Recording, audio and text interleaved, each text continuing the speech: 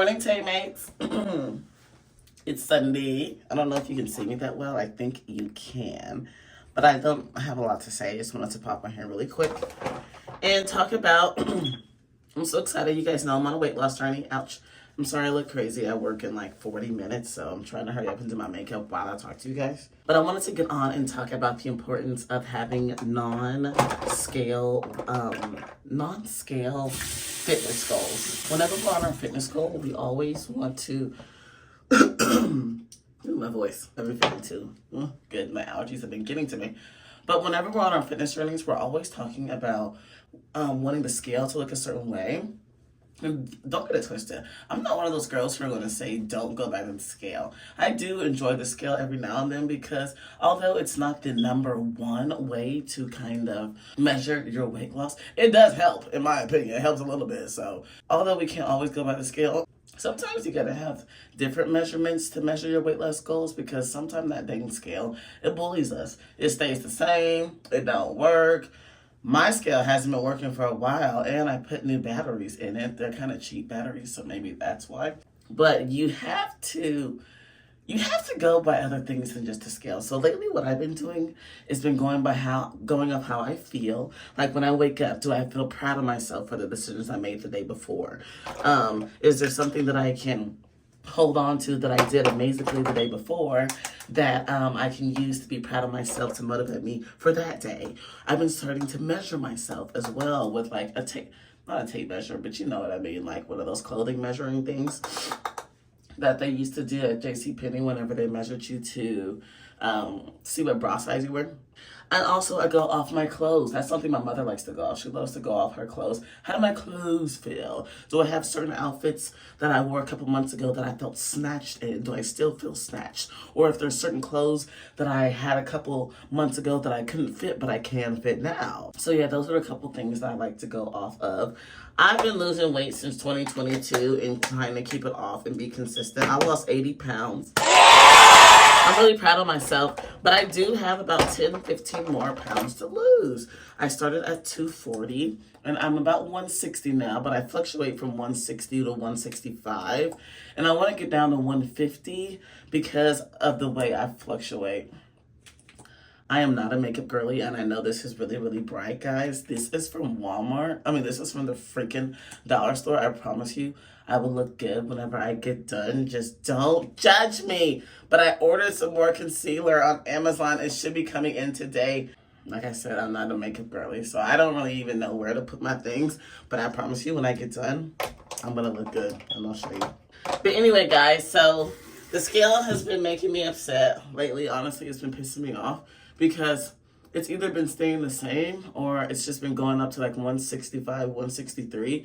And it's crazy because even sometimes whenever the scale fluctuates and it goes up, I feel better those weeks. Or I'm able to fit into certain outfits that I'm not able to fit in when the scale is at 160, which is wild. So, and my scale, I need to change the freaking batteries. But basically what I'm just trying to say is, don't feel bad if you're on a fitness journey, guys, and your scale has been staying the same for a while. There's so many different things that goes into the number on the scale. First of all, for me, it goes on to how much you sleep. Do you get enough sleep? Whenever we sleep, it helps our body recover. I know it sounds crazy, but it kind of regulates your hormones. Sometimes our hormones can make us store certain fat and water in places that don't need to be stored. Why? I don't know. They like to work against us at times, but sometimes that's what our hormones like to do. So if we aren't getting enough sleep, our hormones are like, oh no, I need something to make me feel comfortable. What am I going to use? I'm going to use her fat.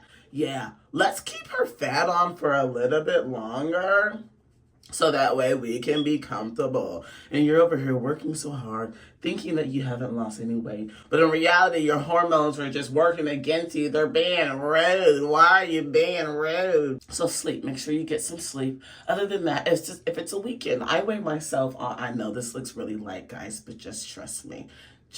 Trust me, I will look good here in a little bit. Another thing other than sleep that can affect the scale, I'm realizing is if you weigh yourself on a Sunday or a Saturday or a Monday and you like to live your life on the weekends like I do, I like to have a couple drinks on the weekends. By the time I weigh myself on a Sunday, the scale's gonna be off. Why? Alcohol throws your scale off. It just makes you bloated, obviously.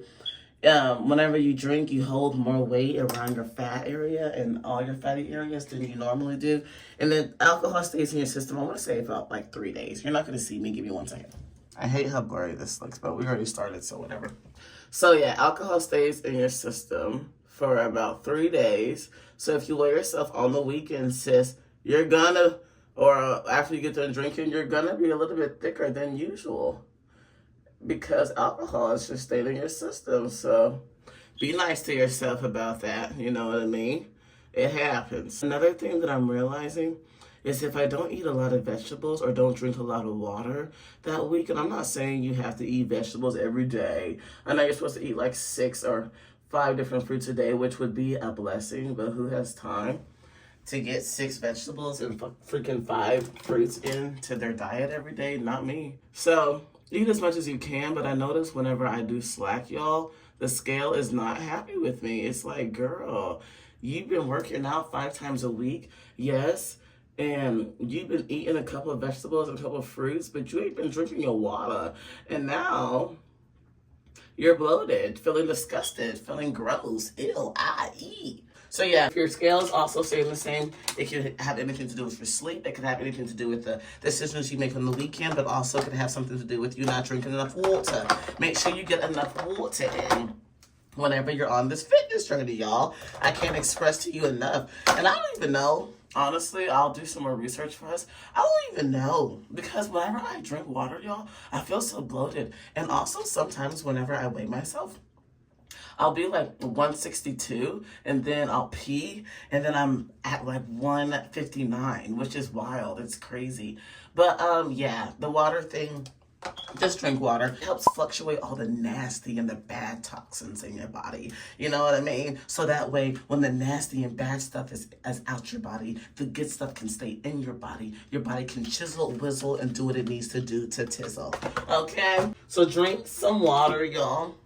But other than that, don't feel bad. Don't be mean to yourself if your body is not, if the scale is not changing as fast as you want to. Literally write down at the beginning of the week what I'm going to start doing. I used to do this all the time. I'm going to start writing down 2 non-scale victories, and I'm going to write down 1 scale goal and 2 non-scale victories, okay? That's what I'm going to start doing. That's going to make me feel so much better. Because if you only rely on the scale, you're going to crash out. Because I used to crash out when I used to only rely on the scale. Because that scale is a liar. Okay? She's a liar. She doesn't always replicate the hard work that we did. Okay?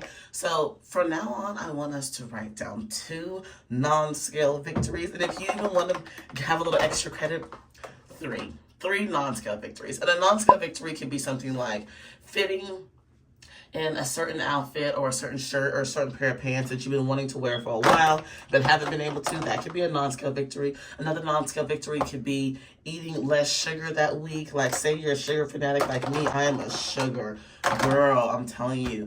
My tummy is what I'm trying to get rid of right now, and that's a 90% kitchen. I'll say 80. Whatever, 80% kitchen, 20% gym. But that's something that I've been needing to, ooh, I think I'm gonna wear purple today. So I'm gonna put some purple in my eyes. That's something that I think I'm gonna write down for my non-scale victory this week, is I need to eat less sugar. I literally have a sweet treat every single night. There's not a night that goes by that I don't have a sweet treat. And I don't need it. And it makes me feel guilty in the morning. And then when I feel guilty in the morning, I do bad things like start my day with watching like a lot of gossip or a lot of bull crap about people so I can feel better about myself. And then when I have that negative energy in me, I'm already feeling just bad throughout the day, and then I make even more bad decisions and just blah. But whenever I eat good the night before, I feel better and I feel motivated and I feel like, ooh, who am I? I'm that girl, you know what I mean?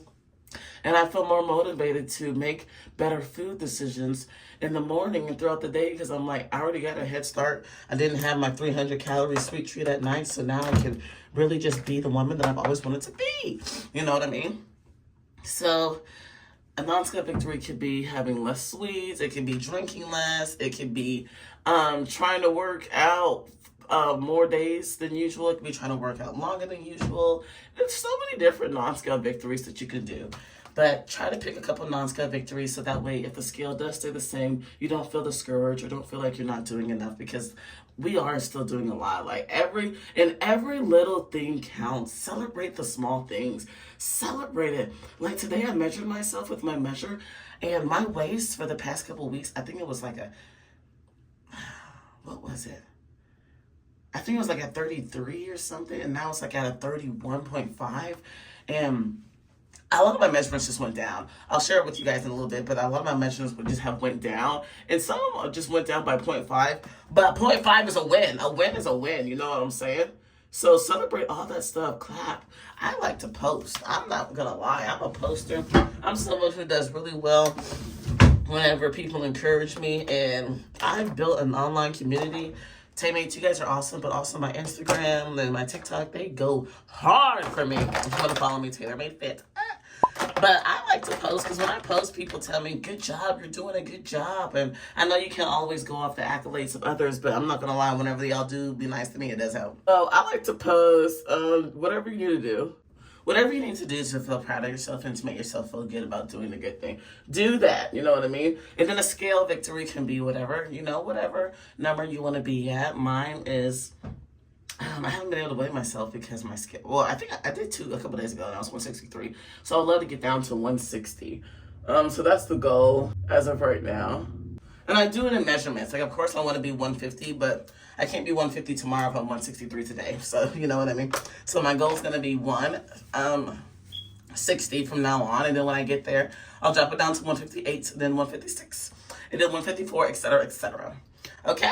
So I don't want you girls to feel bad if you guys are not hitting your goals as fast as you want to. You guys are baddies, and I love you guys, and you guys are doing an amazing job, and you just have to make this journey fun. If you try to speed it up too much, you'll be miserable. If you only focus on the scale, you'll be miserable. If you only focus on your results all the time, you'll be miserable. You have to focus on other things, like how you feel, what outfits are fitting, are you learning new recipes, are you noticing yourself picking the healthier tortillas over the fattier tortillas, are you noticing yourself get water when you go out to eat with your girls instead of 3 sodas, or are you getting 2 sodas and your last drink being a water instead of 3 sodas? Like, all the small things, they count and they make you feel good about yourself. And if you can, journal all the small successes too, so that way the days that you're feeling bad about yourself, which naturally happens, you can look back and be like, look at all the things that I did.